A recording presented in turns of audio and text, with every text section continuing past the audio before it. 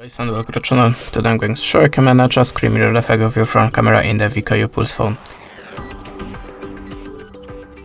So now first up, open the camera app, then flip camera to the front one, and now just click on settings icon to choose the front mirror. And now you can disable it or enable. If you cannot change this function, remember to turn off the HDR feature on your phone.